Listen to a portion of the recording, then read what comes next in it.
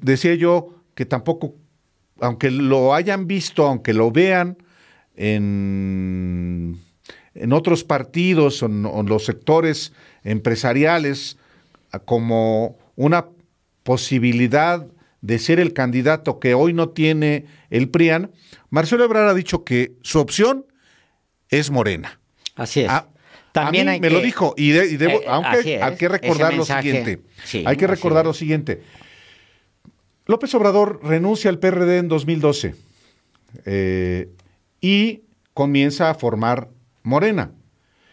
En ese momento, Marcelo Ebrard se queda en el PRD, busca inclusive presidir el PRD, busca, inclusive impulsa, él es uno de los impulsores de las coaliciones con el PAN, por ejemplo, de 2010 en Guerrero, PRD, gana ahí su amigo Ángel Aguirre, y en Puebla, Moreno Valle. Él es impulsor de eso, era socio. Bueno, pero estamos hablando de cuando todavía López Obrador era miembro del PRD. Cuando se renuncia López Obrador al PRD en 2012, comienza a construir Morena, que logra su registro condicionado en 2014. En aquel momento, Marcelo Ebrard, hay que recordar la historia, buscaba ser diputado federal del PRD, después de que ya no pudo presidir ese partido. Y cuando ya no pudo ser diputado federal del PRD, buscó ser diputado federal del partido Movimiento Ciudadano. Tampoco fue posible porque el Tribunal Electoral le dijo que no, porque estaba participando en un proceso interno en dos partidos políticos.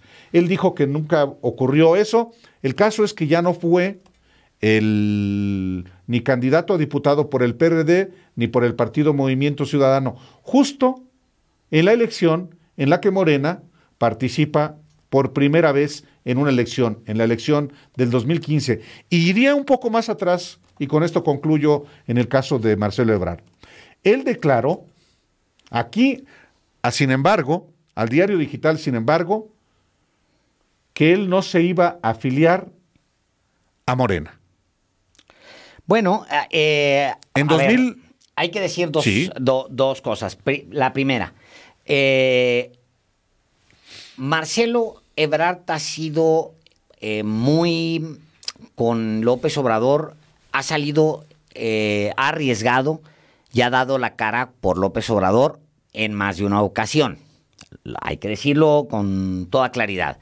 En más de una ocasión, uno y otro sin duda han dado la cara. Cuando Vicente Fox lo corre, acuérdate que él lo corre Vicente Fox a Marcelo Ebrard como secretario de Seguridad Pública. Porque acuérdense ustedes que todavía con Vicente Fox, el secretario de Seguridad Pública dependía, tratándose de la cabeza de los poderes de la nación, dependía el secretario del presidente de la República, era el que decidía quién era. El procurador y el secretario de Seguridad Pública de la Ciudad de México. Que bueno, eso termina con Marcelo termina y empieza con Marcelo Ebrard esa lucha, porque se empieza ahí el pleito de cómo me vas a estar poniendo tú al secretario de Seguridad, que responde, yo voy a dar la cara por la seguridad, y es un pleito en el que el presidente, el hoy presidente, entonces jefe de gobierno, Andrés Manuel López Obrador, sale en defensa de Marcelo, lo rescata y lo incorpora y lo defiende del presidente de la República. Bueno, lo hace secretario de Desarrollo Social. Así es, nada más. Nada menos. Y nada menos, que es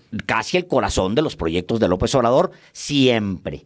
Y luego Marcelo Ebrard, en la encuesta, es algo que el presidente lo ha contado, en la encuesta había dudas. Para la candidatura presidencial de 2012. De 2012. Había dudas, Álvaro, Y me consta porque conversé con el equipo de Marcelo Ebrard. En ese momento estuve muy cerca. 2012. En 2012, de cuando se estaba decidiendo la candidatura.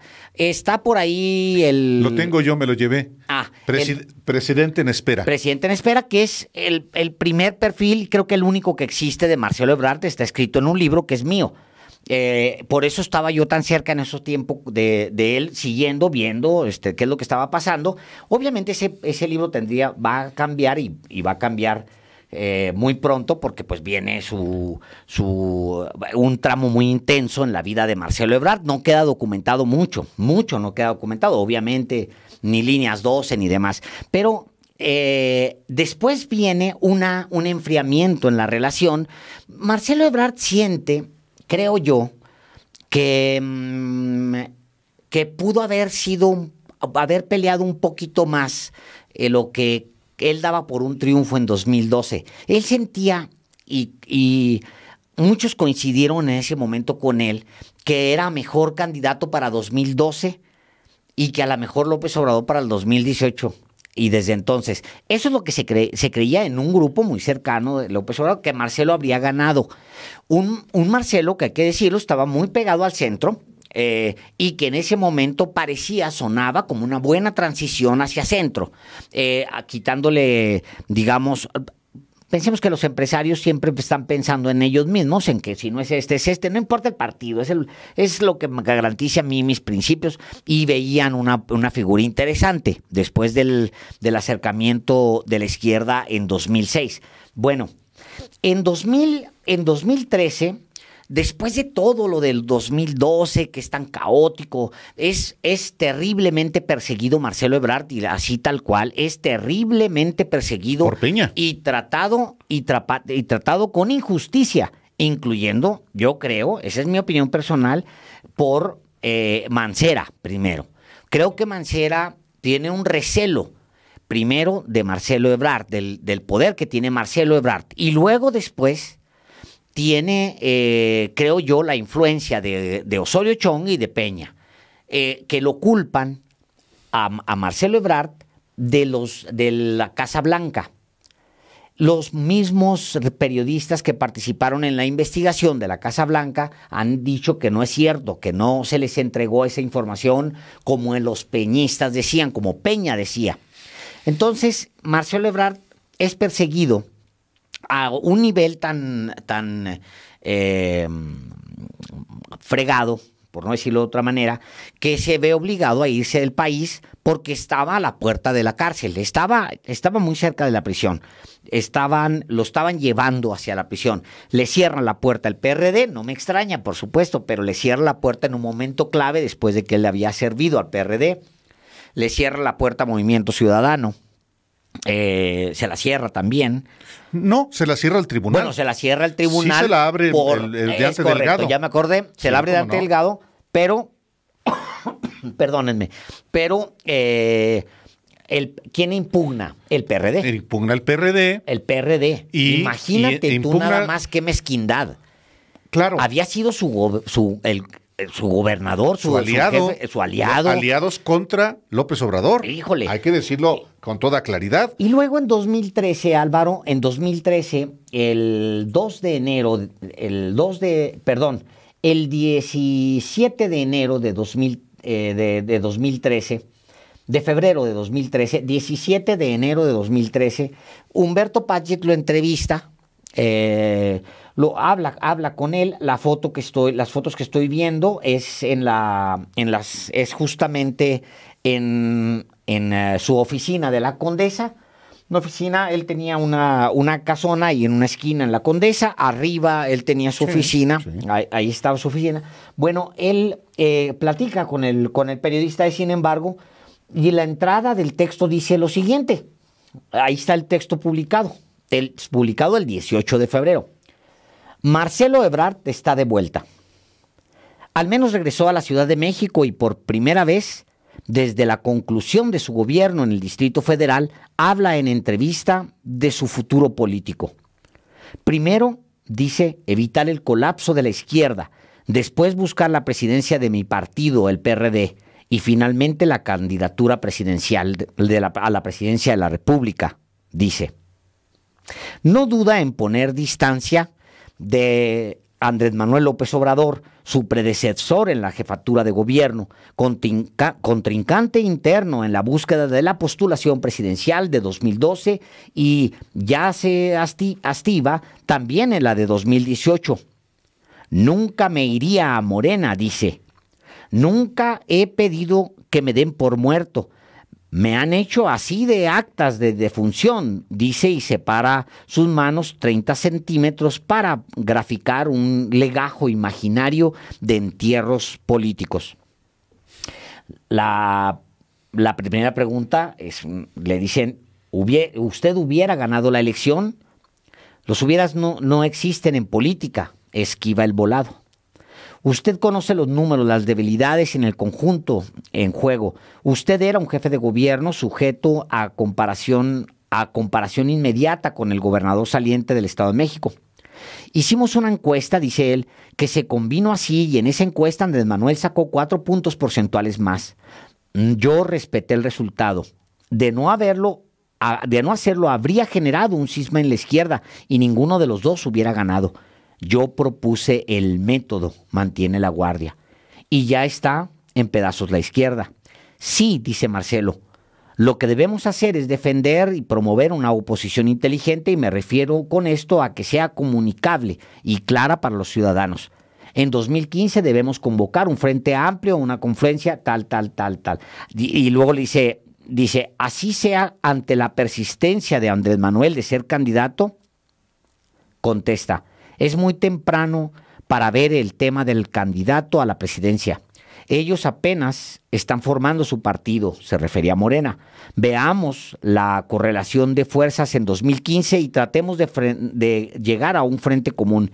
Si finalmente en 2015 Morena resulta ser una revelación, ¿qué discutimos entonces? ¿Usted se ve en Morena?, le pregunta el periodista. No, responde Marcelo Ebrard. Esa es una entrevista que es muy importante traerlo a estas fechas. Y en efecto, nosotros publicamos en Diario Sin Embargo, apenas el domingo, un reportaje de Montserrat Antúnez, efectivamente, que acredita que Marcelo Ebrard no es militante de Morena. Nunca se afilió a este partido político. De hecho, el presidente Andrés Manuel López Obrador, la misma Claudia Sheinbaum, Citlali Hernández, la secretaria general de Morena, se afiliaron exactamente el mismo día de 2013. Y Marcelo, pues no podía afiliarse porque en ese momento estaba en el estira y afloja con los chuchos para ser él candidato a la presidencia o ser presidente del PRD. Yo recuerdo haber platicado con el propio Marcelo en aquel entonces y con Jesús Ortega. Jesús Ortega inclusive me dijo, dice, es que Marcelo no entiende lo que significa ser presidente del PRD, que hay que pasarse horas y horas y horas sentado negociando. ¿Eso te dice? Eso me dijo Jesús Ortega. Sí. Uno de los dos chuchos que gobiernan, bueno, que se apoderaron del PRD. Del PRD, sí. Y lo que dice, nosotros lo que queremos es que él pueda ser un dirigente que pueda ser eventualmente diputado federal. Y después no lo dejan ser diputado federal. No, lo bajan. Y por eso Marcelo Ebrard busca al partido Movimiento Ciudadano y le dicen que no. ¿Por qué razón se da eso? También es importante. Porque hubo algunos aspectos en los que el propio Ebrard no estuvo de acuerdo con el Pacto por México. Y sin embargo, a diferencia de López Obrador, él se mantuvo en el PRD, no estando a favor de algunos puntos del Pacto por México. De hecho, hubo una reunión en la que inclusive estuvieron Cuauhtémoc Cárdenas, Marcelo Ebrard y los chuchos, y López Obrador les dijo, hasta aquí. ¿Van a avalar ustedes el Pacto por México? Yo no. Adiós. Cuando estaban todavía las negociaciones, es más, cuando ni siquiera se sabía que se estaba negociando el Pacto por México, un Pacto por México que se dio a conocer al segundo día de la toma de posesión de Enrique Peña Nieto en diciembre del 2012, pero que se negoció, ¿sabes en la casa de quién? De Miguel Ángel Osorio Chong y de Murat. Y ahí se reunían, por supuesto se reunían los chuchos, se reunía también Santiago Krill, se reunían Videgaray y Osorio Chong, prácticamente los mismos que hoy están en el PRIAN, nada más que cambiaron algunos nombres. Bueno, en 2014 se publica el reportaje de la Casa Blanca sin embargo, en Proceso, en La Jornada, no en MBS donde estaba Aristegui. En Proceso, sin embargo, y Aristegui Noticias. No, en Aristegui. No en Aristegui MBS. Noticias, No en MBS. No en MBS donde trabajaba Carmen Aristegui. Estoy hablando de octubre de 2014. Y es a partir de entonces cuando comienza a recrudecerse la persecución, llamada así por el propio Marcelo Ebrard en su momento, de Enrique Peña Nieto contra él, acusándolo de haber filtrado, según la versión de Marcelo Ebrard y del propio gobierno de Peña, de haber entregado información sobre la Casa Blanca de Enrique Peña Nieto, y estamos hablando de 2014, casi al mismo tiempo que ocurre la desaparición de los 43 jóvenes normalistas de Ayotzinapa. Y Marcelo busca ser candidato a diputado federal, de alguna manera también para protegerse, porque estaba cada vez más intenso las críticas, y busca después por el partido Movimiento Ciudadano, no lo logra, y es cuando Marcelo tiene que salir del país. Sí, porque ya era una persecución grosera. Y había, Álvaro, una traición, que es, yo cuando vi lo de la traición a Marcelo Ebrard, que me tocó verla desde el interior, no porque yo formara parte de absolutamente nada, sino porque yo andaba siguiendo a ese grupo, porque lo estaba documentando, cuando se da la traición, es muy ingrata con Marcelo Ebrard. La traición siempre es ingrata. Bueno, lo es, pero hay de posiciones a posiciones. ¿Quién lo traiciona? Muchas veces, híjole, muchos, Álvaro. Muchos, incluso te diría, hay traición a un nivel de gente que tiene ahorita cerca, muy cerca y con encargos muy particulares. Una de ellas le dolió mucho a Marcelo,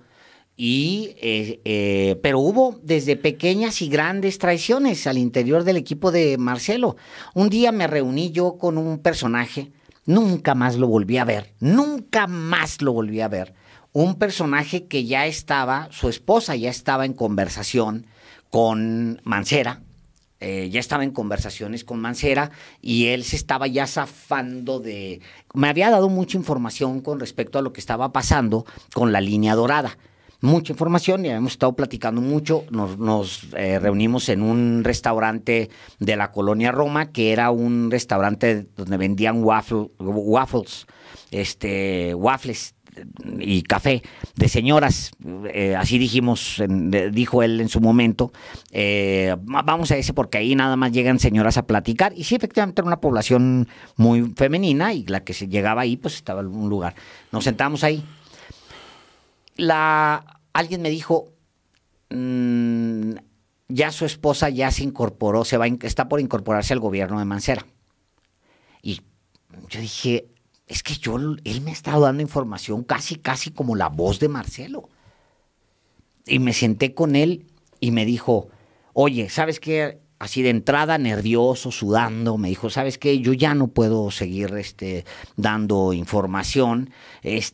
Oye, y luego me hace así, bromeando, para ver si no traía yo un audífono, pero bromeando. Un micrófono. Un micrófono, lo estuviera grabando. Yo me saqué de onda, no teníamos tanta amistad como para... Pero jajaja se rió como nervioso, como sudoroso y me dijo, y ya me tengo que ir. Y se fue, después lo vi con un nombramiento a él y a su esposa. Pero de ese tipo de traiciones, Álvaro, hay otras que... mi reflexión con los años la voy a decir al final, pero hay otras, Álvaro, de gente que está muy cerca de él en este momento, en Morena, que en su momento le dio la espalda duro, difícil. Y digo mi reflexión final. Ese reencuentro de Marcelo con todos sus equipos me dice también mucho de qué es la política. La política es mucho pragmatismo, para muchos es mucho pragmatismo. Yo no podría verle la cara a alguien que me puso una puñalada así. No podría verle la cara de frente, pero la política está hecha de otra materia. O hay ciertos políticos hechos de otra materia, que no es evidentemente la mía. Sí, sí. En política la lucha es cruenta y como dicen por ahí, las luchas civiles son todavía más cruentas. Las luchas de quienes forman parte de un mismo proyecto.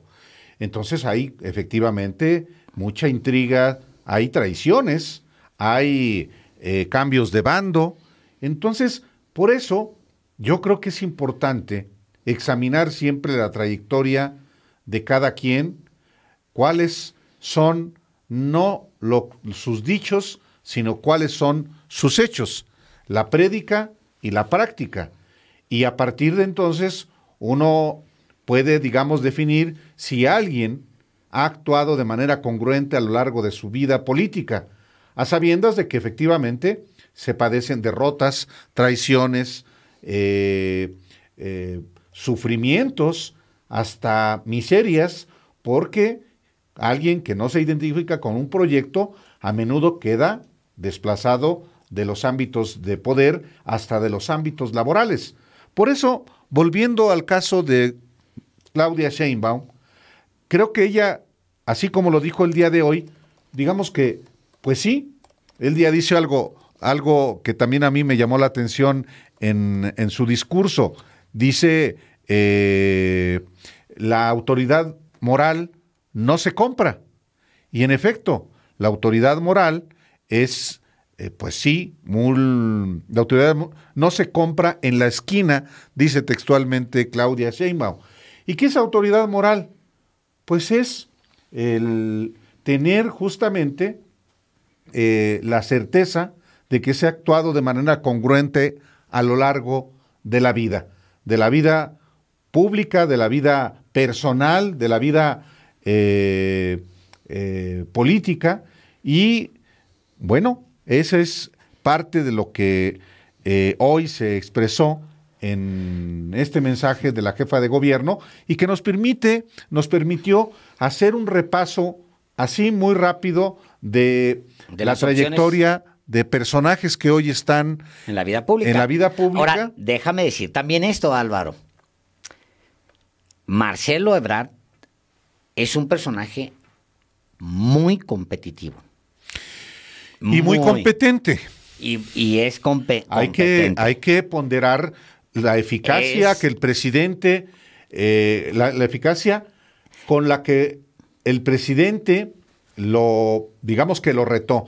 A López Obrador hace secretario de Desarrollo de Relaciones Exteriores, canciller, a Marcelo Ebrard, no solamente por la formación de Marcelo Ebrard como internacionalista egresado del Colegio de México, lo hace también canciller por la relación tan compleja que al inicio de su gobierno tuvo con Donald Trump. La prioridad en política exterior del presidente López Obrador era, por supuesto, Estados Unidos con un presidente como Donald Trump. Y ahí Marcelo Ebrard fue eficaz. Dice la embajadora, o ya ahora ex embajadora de México en Washington, que no fue así. Yo creo que sí.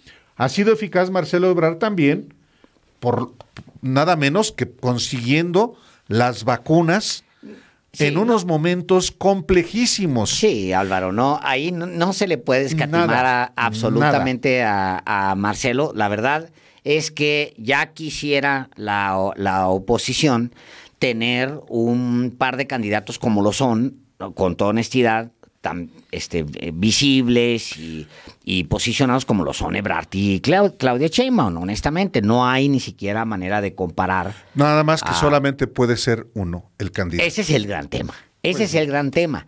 Y ojalá se tenga la madurez, espero de verdad que se tenga la madurez. No, yo no le espero, porque sería mandar al traste, se tenga la madurez a la hora de la elección. Yo, fíjate, razonándolo, si la encuesta no favorece a Claudia Sheinbaum, ¿ella qué va a hacer?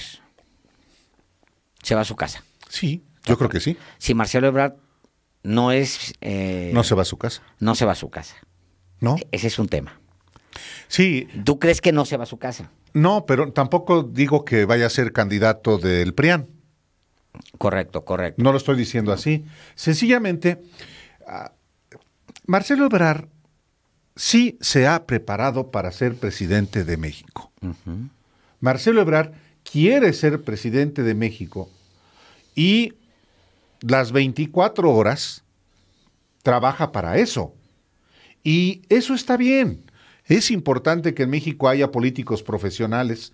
Es importante que en México haya, por supuesto, servidores públicos que sepan el diseño y la implementación de políticas públicas de desarrollo del país y de su sociedad. En ese sentido, creo que Marcelo Ebrard es alguien que sí ha buscado ser presidente de México. A diferencia de Claudia, que, por ejemplo, cuando termina el gobierno de Andrés Manuel López Obrador, después el desafuero, que le pone fin a su gobierno, ella se regresa a la UNAM, no acepta un cargo en el gobierno de Marcelo Ebrard, no, y se reincorpora a la actividad política en Morena. Apoya a López Obrador en el 2012, por supuesto, pero ella no buscó ni siquiera una diputación.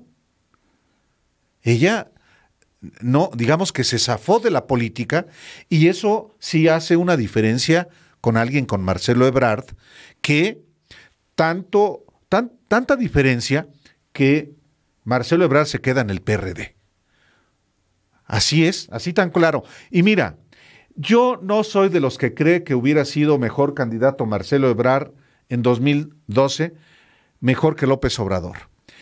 Porque había la idea de que como Enrique Peña Nieto era joven, era bien parecido, se necesitaba un candidato joven, bien parecido, tanto que en el PAN, ¿sabes a quién también se buscó impulsar en algún momento? A Alonso Lujambio, más o menos de la edad. Sí, claro. Y pues que casi era más o menos parecido. Era una especie de clon de... Era un Peña Nietito. Era un Peña Nietito. Del PAN. Claro. Y claro. Marcelo, no me gusta hacer comparaciones porque sí, Marcelo es de otra dimensión política. También era, jóvenes, formados en el sector, en la educación privada, formados en instituciones de élite. La modernidad a la que nos va a llevar cualquiera de ellos. ¿Cuál modernidad con Peña Nieto? Si fueron una bola de ladrones, empezando por él mismo. Entonces, Todos, Álvaro, todos jóvenes. La nueva generación del PRI le llama Peña Nieto. Todos jóvenes, todos se les llama guapillos. Golden Boys. Guapillos. Sí, todos sí. engominados, todos absolutamente. Y todos una bola de ladrones. Roberto Borge, engominado, de joven. De la misma generación de Peña, en el bote por ladrón. Eso no lo digo yo, lo dice su historia. Javier Duarte, joven. César Duarte, tu gobernador. El tuyo. Bueno, sí, era Pues desde sí, tú eres de Chihuahua. Chihuahua, yo. Javier Duarte, Bueno, ladrón. el de Jalisco, Aristóteles Ladrón. Sandoval también. Aristóteles Sandoval, ladrón. Tomás Yarrington. Pues sí. De la misma generación, ladrones, presos, todos ellos. Guillermo Padres, de esa misma generación de jóvenes ágiles, muy emprendedores y sí, emprendedores con su rancho, porque tenía ahí una presa, se hizo una presa mientras los campesinos de la región se estaban muriendo de sed. En su casa tenía Guillermo Padres una presa que se construyó sin siquiera pedir permiso. Luis Armando Reynoso Femat. De Otro Aguascalientes. panista de Aguascalientes, preso. También el hijo metiendo un vehículo, auto de lujo, metiéndolo en una alberca, en su cumpleaños. Ay, qué bonito, qué padre. Esos son los principios, que tener un carro para echarlo a la alberca y todos los chamaquillos aplaudiendo. Bravo, bravo, tu papá es el más corrupto y ustedes son los más podridos en dinero, aplaudiéndoles. Ahí están las imágenes. Jesús Reina. Igual, de Michoacán, detenido, Emilio González Márquez, el PAN de Jalisco. Márquez. Y luego otros que no estaban tan jóvenes ni nada, pero otros que eran el exceso de los excesos de los excesos. Andrés Granier, hombre. Andrés Garnier, que era como, ¿te acuerdas de esta de Tabasco, de Imelda? De Tabasco. Como Imelda Marcos, la de Filipinas, Álvaro. Es.